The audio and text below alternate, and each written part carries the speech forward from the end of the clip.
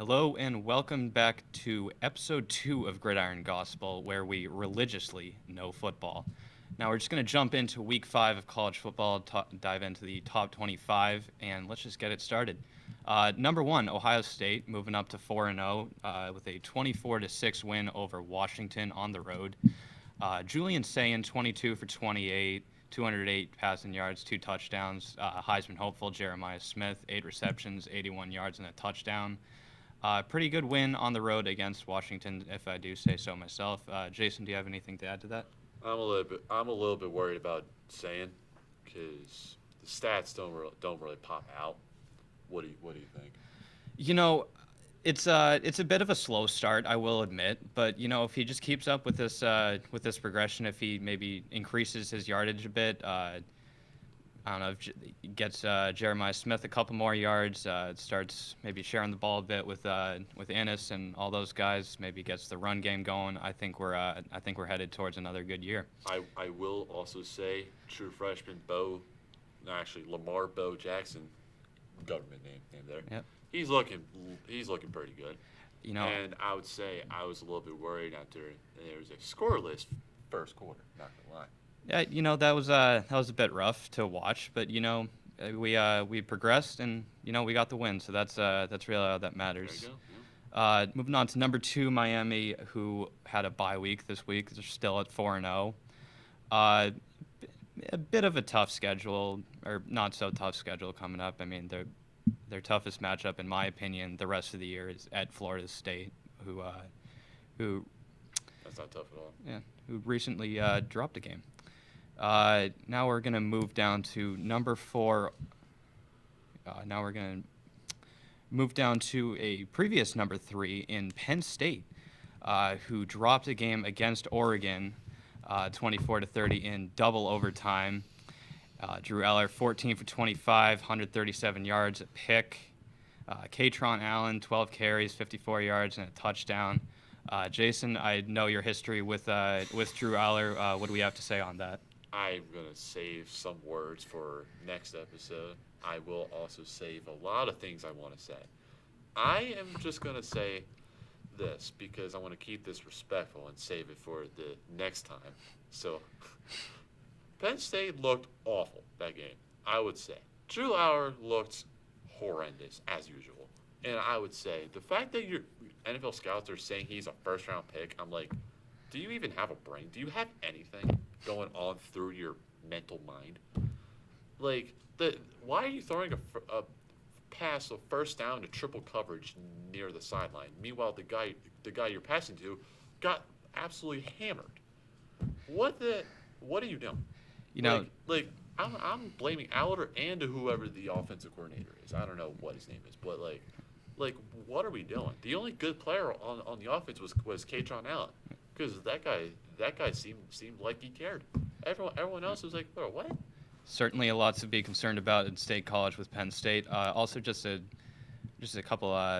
correction. Miami is now the third-ranked team. Oregon is the second-ranked team. But As they should. we'll get to that in a bit. LSU dropping a game against Ole Miss. 19. They lost 24-19. Garrett Nussmeier, 21 for 34, 197 yards, a touchdown. Just not what you wanted to see in a game like that against Ole Miss. Jason, what do we have to say on that? Yeah. So,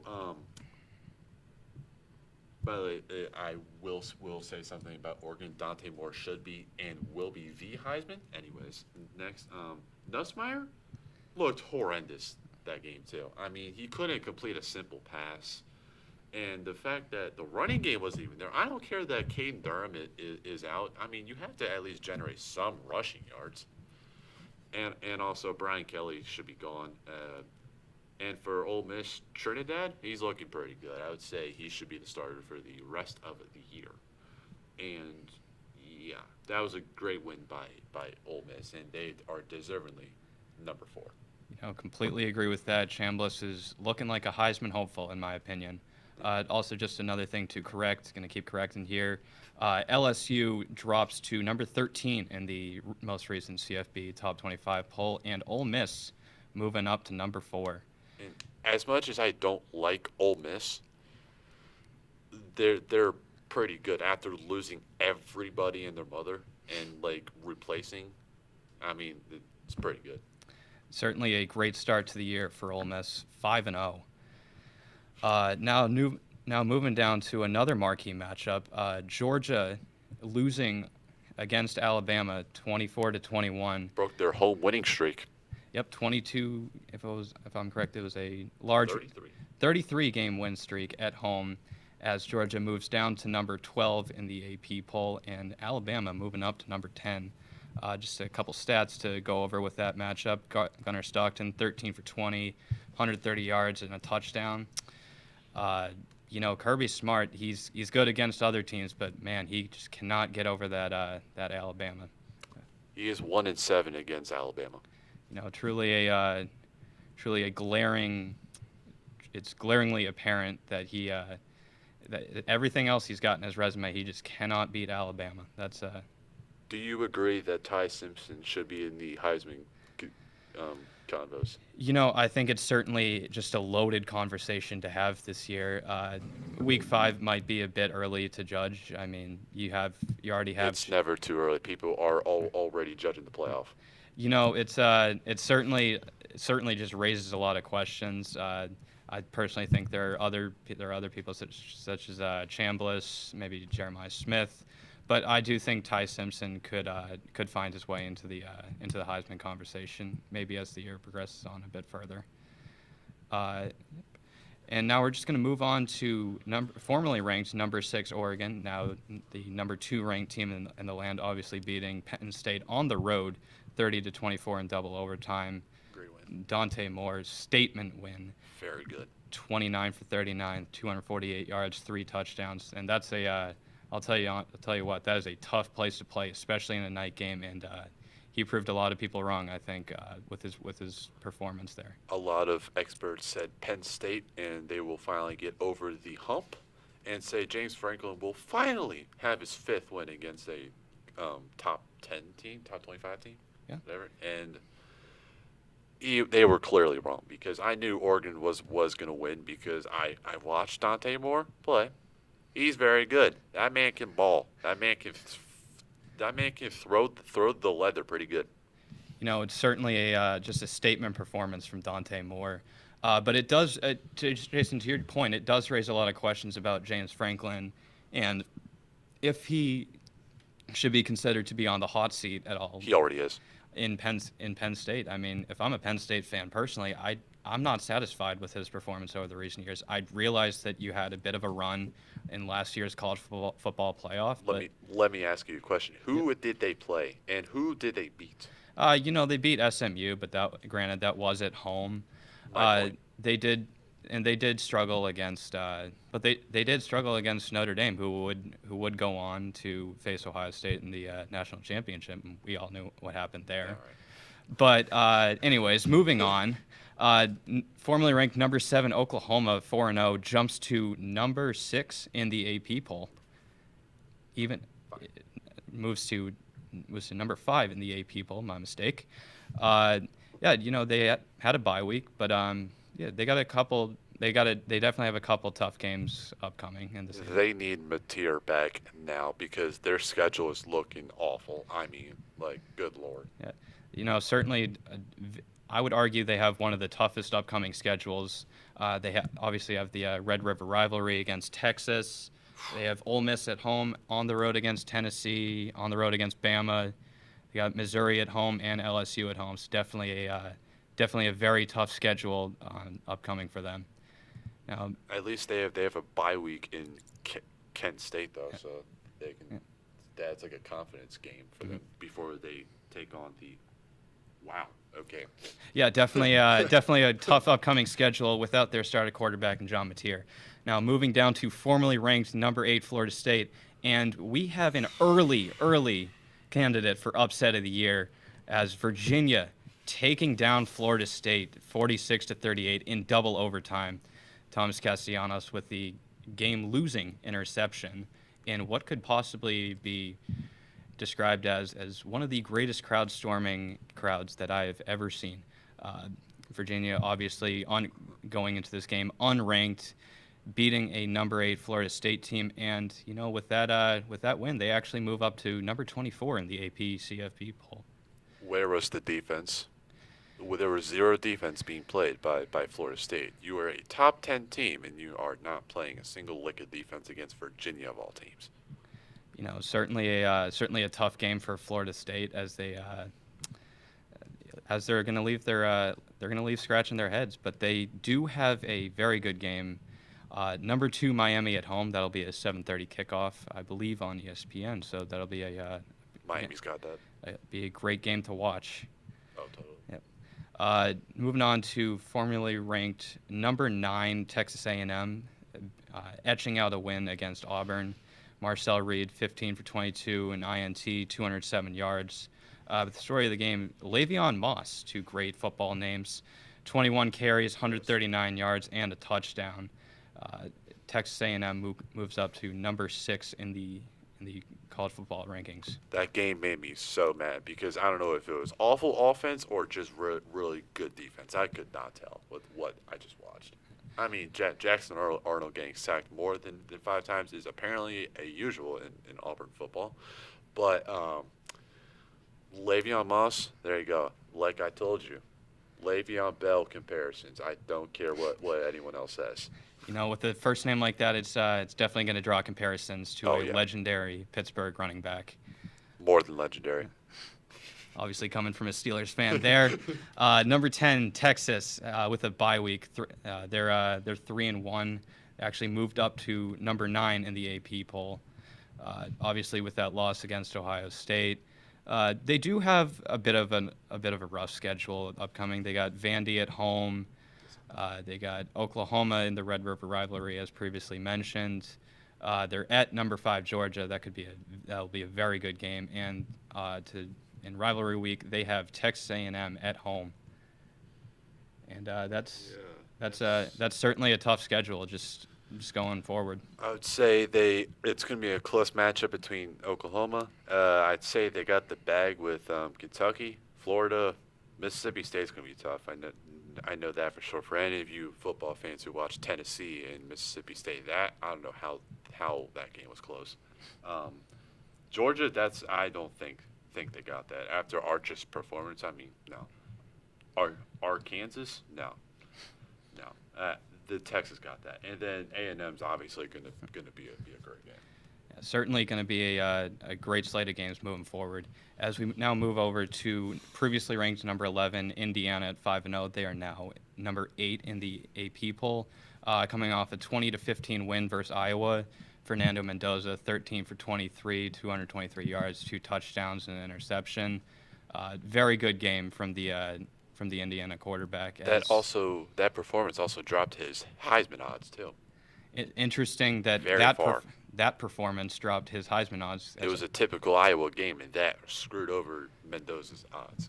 He's just certainly a good quarterback, and I definitely want to keep my eye on that quarterback. He went from 1 to 6. Went from 1 to 6. That's a steep drop off, but definitely a quarterback to keep your eyes on as the season progresses. Going to quick jump down to previously ranked number 12 Texas Tech, now number 11 in the CFB poll. Another team on bye week, but a bit of an easy schedule besides number 25 BYU at home, which is upcoming. That's not that hard.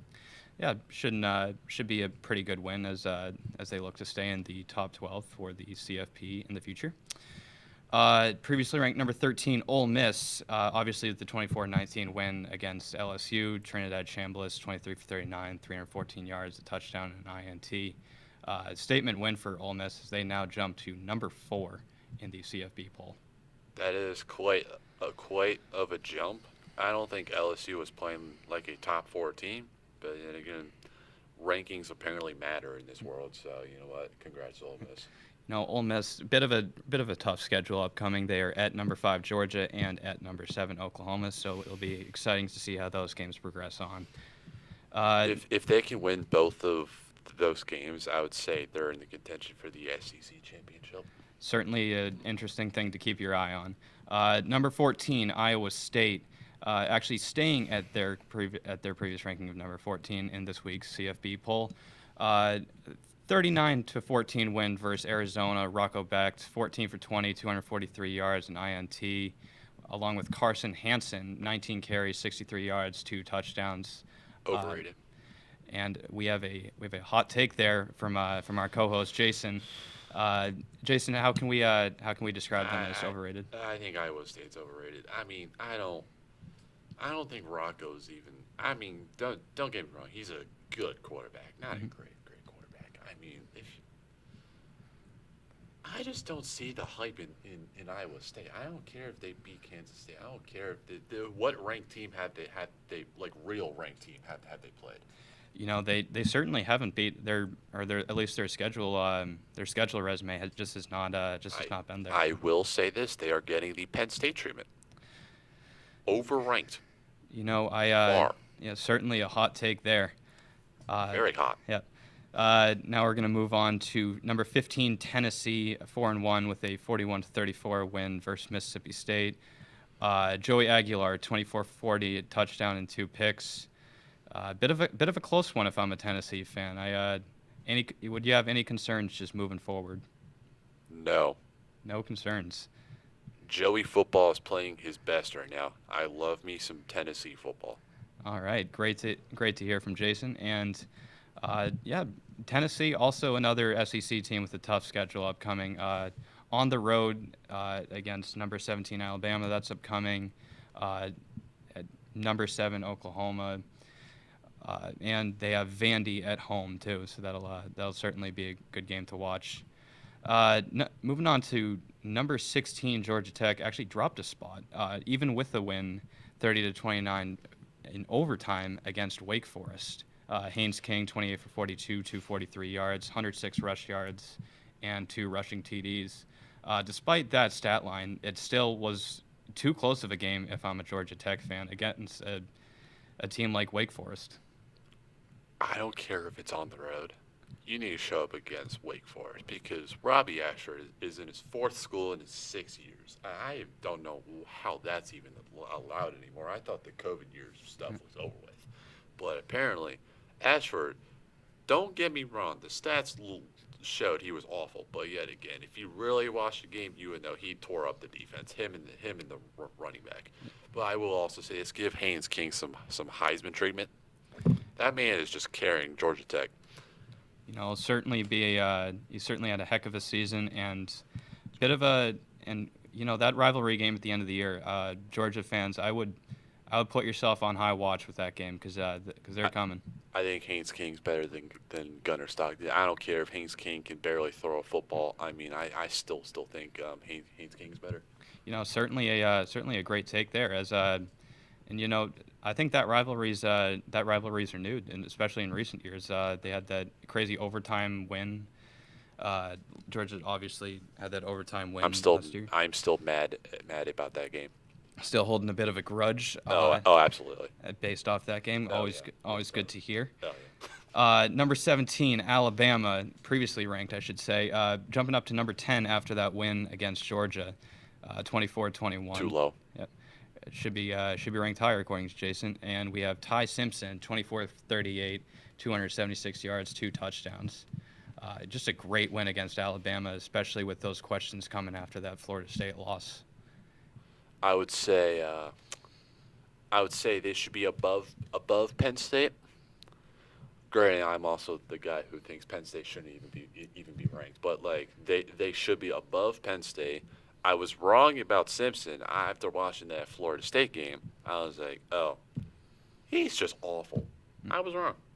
This guy's pretty good. You know, a certain change of mind is always suits somebody well. Just to cover the rough games that Alabama has coming up. Number 18, Vandy at home. That's obviously the college game day, big game. They're at number 20, Missouri. Number 15, Tennessee at home. LSU at home, Oklahoma at home, and on the road against Auburn to end the season off. And that's a tough schedule for Alabama. They're gonna be put through the ringer, and you know, we'll just have to see how they turn out on the other end. Hopefully, I think they got the game against Vandy because Vandy beat them last year. I also watched that game coming back from a basketball game. I was like literally shocked at the back of the bus. Mizzou, that's going to be a tough game due to them having the better Penn State QB. Tennessee, that's always tough for them. LSU, that's always tough, no matter who the QB is. Mm-hmm. I don't care if it's Joe Burrow to Jaden Daniels to freaking this guy, Nussmeier. No, it's always tough. Oklahoma, if Mateer comes back, that's tough. And then Auburn's always those games are always good. Yeah, it'll certainly be a great slate of games just for the rest of the season. As speaking of Vanderbilt, we're actually going to jump to them. Previously ranked at number 18, now they're number 16. 55-35 win versus Utah State. Excuse me. Diego Pavia, 26 for 34, 321 yards, 5 TDs, an interception, 79 rush yards, and a touchdown, as well as Junior Sherrill, 6 receptions, 91 yards, and 3 touchdowns. A bit of a good win for Vanderbilt as they have a tough test in Alabama. I would not say good win. I would say that was a kind of a bailout by the offense, because how are you giving up 35 points to Utah State? I don't care if Utah State's good. I don't care. You're a top 20 team in the country. You should not be giving up 35 points to Utah State. Certainly and people think they're going to be at Alabama? Really? No. That is one heck of an opinion. Previously ranked number 19 Michigan. I could be wrong though. Yep. Previously ranked number 19 Michigan, with a bye week, 3-1. Obviously with the loss against Oklahoma. Boo. Yep. And bit of a tough stretch the rest of the season for the Maize and Blue. At number 21 USC, in what could potentially be a trap game, in my opinion, they're on the road at Michigan State, and obviously number 1 Ohio State at home. That could be I believe that will be the game of the year for Ohio State. They play at Southern Cal or at the show? They're at home against Ohio State, and they're in Southern Cal. All right. And they're on the road in Southern Cal, so that could be a tough matchup. That's tough. Number 20 Missouri with the win against UMass.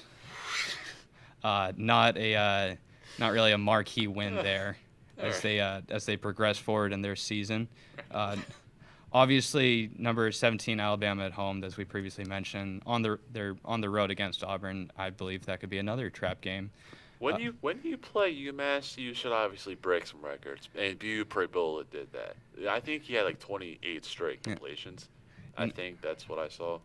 I guess good for UMass for getting the funding from these SEC schools every year. But hey, free money. We love that.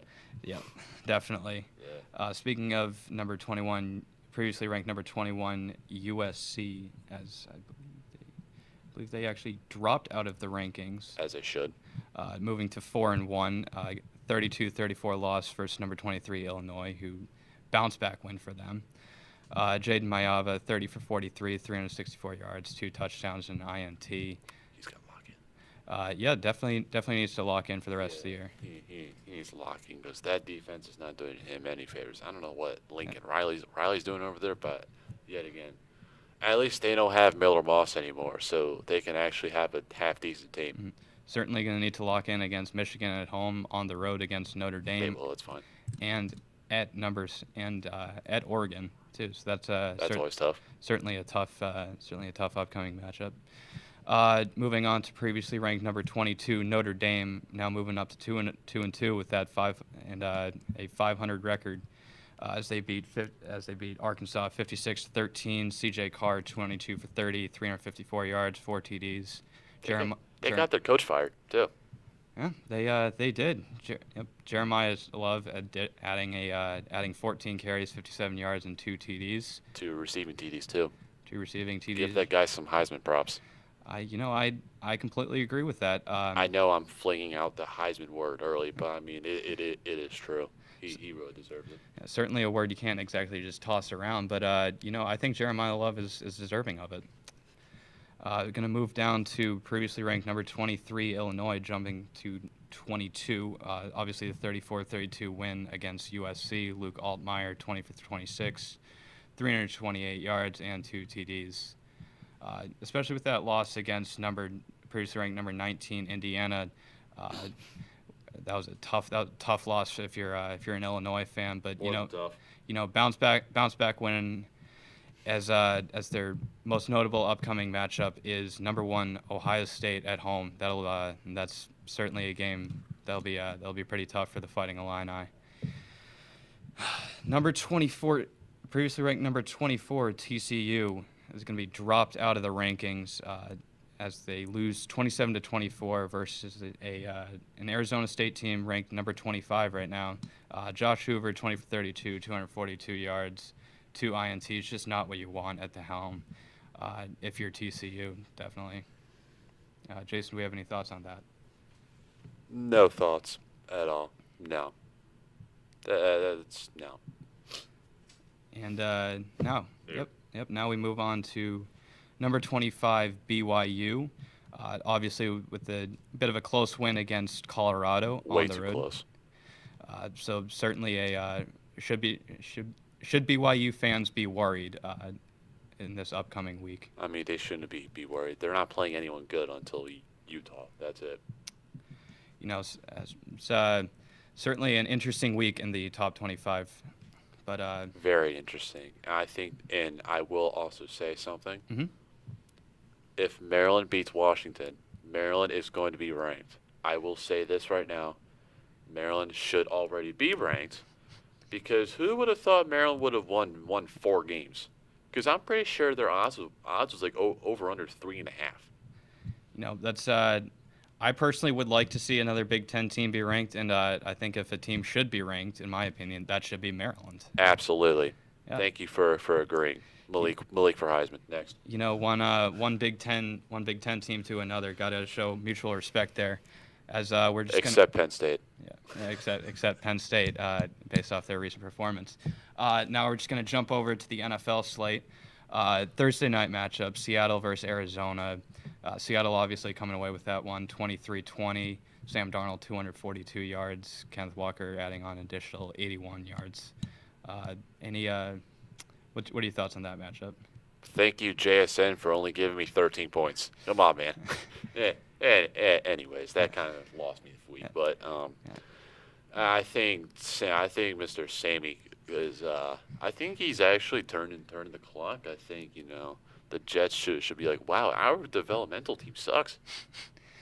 Certainly a lot to think about with that game. Now we jump to across the pond in Dublin, Ireland. Yes. Pittsburgh Steelers taking on the Minnesota Vikings as they come away with the win, 24-21. Absolutely.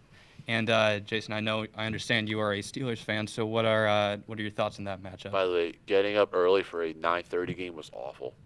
Thank God we don't do that again. But Carson was he was slinging the pigskin. I mean, it was pretty good. I mean, the Steelers couldn't stop anything for a lick.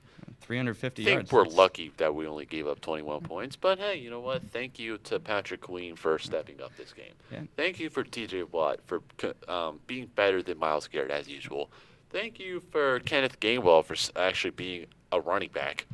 Thank you, DK Metcalf, for getting targets. Thank you, Arthur Smith, for actually using him because we pay him $30 million a year for that reason. But I'm still pissed off about how after that one drive we target him 5 times and then he doesn't get a target for the rest of the game. Really? Yeah, certainly a lot to be thankful for if you're a Pittsburgh fan. But thank you, Rodgers, by the way. Yeah, and Carson Wentz turning back the clock a bit.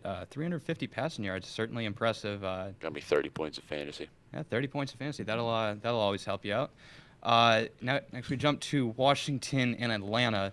Atlanta coming off that terrible loss to Carolina, but they do get the bounce-back win, 34-27. Michael Penix, 313 yards. Bijan Robinson adding on another 75 rush yards. And, just a great bounce-back win for the Falcons, if I do say so myself. I would say Washington fans should not be worried about this game. Want to know why? Because Daniels is coming back this week, everyone. Doctors have cleared him. He is fantastic. And I think they should be glad Marcus Mariota isn't throwing the ball anymore, which sucks to say because he was one of my favorite college players. But yet again, Michael Penix finally locking in. Yeah, just a great win to see if you're an Atlanta fan. Next, we're just going to move over to New Orleans and Buffalo. Uh, great matchup for the Bills. That In was too terms, close of a game. yeah, 31-19 win, especially against the New Orleans Saints. I would have expected a bit more if I were a Bills fan. I would also say I don't. I know people say Spencer Rattler is awful, but yet again, if you look at his stats, and I said the same thing about Caleb Williams, they're not eye drop. Well, eye popping. They're not. They're eye popping. They're not eye popping to people, but yet again, 5 TDs to 1 interception is not bad. With the 56 QBR, that's better than Drew Allers. That's he's And you're playing one of the best defenses in the league. I mean, I feel like if the Saints build around this dude, he could become halfway decent. Yeah, certainly a bit of a Drew Eller stray there, but moving on. My New England Patriots taking on the Carolina Panthers. Great win. Cannot say enough. 42-13. Drake May, 203 yards. Just all around great game for the Pats, especially against a team like Carolina, who just not a lot to look forward to there. As I know a couple fans who I think who believe that they should just clean house and just rebuild. I thought their bye week was later on in the year. I didn't realize their bye week was week 4. And it's gonna be I don't think it's gonna be a great year to be a Panthers fan. It never has. They had a good year. They had a couple good years. 11 years ago. Anyways. Moving on. Chargers and the Giants. Giants, big story there. Your star wide receiver in Malik Neighbors out for the year, torn ACL. But the Giants do come away with the win, 21-18, in Jackson Dart's first start as a quarterback for the Giants. Herbie's got a lot locked in. Herbert only 203 passing yards, especially against a team like New York, should be a lot better, especially considering the year that he has had. I mean, Marion Hampton stepping up, even though the Giants' run defense is notoriously awful. But hey, you know what? That was a confidence game right there. Now we're just going to jump to Philadelphia and Tampa Bay. A bit of a close one here as the Eagles take away a 31-25 win. Boring. On the road in Tampa Bay. Baker Mayfield, 289 pass yards. Bucky Irving adding on another 63 rush yards. Did not complete a pass in the second half. What the heck are we doing? Really? just not what you wanted to hear at all if you're a Tampa Bay fan. But AJ Brown should be pissed. Yeah, AJ Brown's costing me some fantasy points, so he's costing a bunch of people. Could also be dropping him. Could also be a future New England Patriot, but that's just a conspiracy theory on my part. Tennessee at Houston. Houston taking that win and beating them up pretty good, 26-0. C.J. Stroud, 233 yards, and exactly what you want to see if you're a Houston fan. Did you see that clip of Stroud getting sacked in like 1 second? Yeah, that's what he's dealing with, and people are saying Stroud is awful. Yeah, it's I personally don't think he should be receiving the criticism that he faces. He's receiving too much. I understand he's had a rough couple of years, but bounce backs are always possible in the NFL, as we see quite often. And next, we're going to jump to Los Angeles as Indiana Jones, sustaining their first loss of the year, losing to the Rams 27-20. As Matthew Stafford, 375 yards, just that was a statement win for Los Angeles at home. This dude is 30 seconds still flinging the leather. Pretty good. Certainly good to see. As we're going to stay in California as the San Francisco 49ers lose to the Jacksonville Jaguars 26-21, despite Brock Purdy's 309 pass yards. Those are fake 300 yards. Because did you see what Purdy was doing? No. That man those interceptions were right to the defense. Those were awful throws.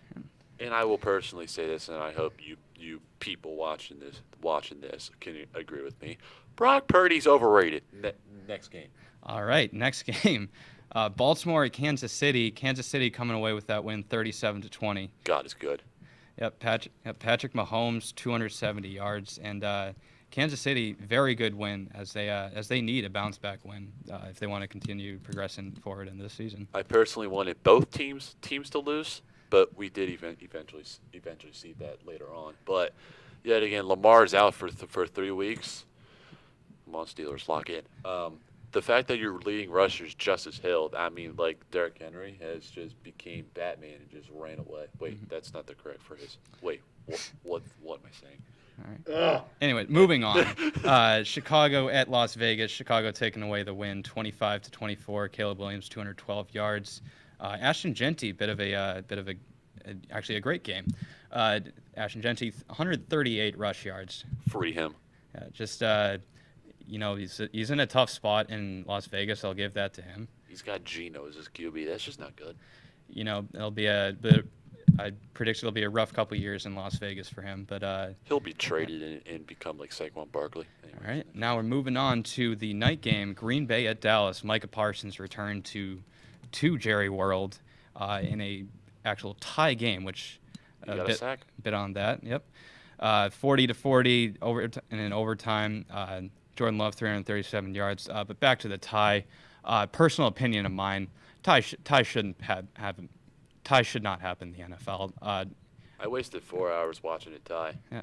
I wasted 4 hours hoping Romeo Doubs would give me 30 points. He did, thankfully. But yet again, this was a legacy game by Dak Prescott. Yeah. Respect his name. Certainly a great game for Dak Prescott. But again, with the ties, you're the NFL. Ties should not be a thing. Let the guys play out. George Pickens said it best. As much as I don't like that man, he said, "I thought there were more quarters." Yeah. They should let the boys play, and one team should have come away with the win there. As we jump to the 2 Monday night games, New York and Miami, New York at Miami, and Cincinnati at Denver. New York losing that game. Miami 27 to Miami has scored 27-21 Miami. Justin Fields 226 yards. Devon Achane 99 rush yards. But if you are a Miami fan, your star wide receiver is out for the year. They got Waddle. They're fine. Yeah, they do have Waddle, but I'd be a bit concerned with the future in Tyreek Hill. You should also be concerned about your QB because I don't know what he's doing. Yeah, and final game of the week, Cincinnati at Denver. Cincinnati missing the days of Joe Burrow as they lose 28-3. Bo Nix 326 yards. J.K. Dobbins maybe throwing it back to his Ohio State days, 101 rush yards as Denver takes away the win. Joe Burrow cannot save this team. Not even Jesus Christ can save this team. This is that was arguably one of the worst performances I've ever seen. They have more penalties than first downs. Certainly a hot take, and we are 11 penalties to 9 first downs. Yeah. Certainly a fire everyone. Certainly a wild take there. It's not wild when it's true. That'll be a wrap on week 2 of Gridiron Gospel. As always, go check out our Instagram at gridiron.gospel as well as our YouTube page, Gridiron Gospel. And thank you very much to Duquesne TV for allowing us to film in the studio. If you sub, there's going to be more great things coming. Please sub. Yep, we have high visions for this project, so just stick around and looking forward to week 3. Thank you very much. Great things.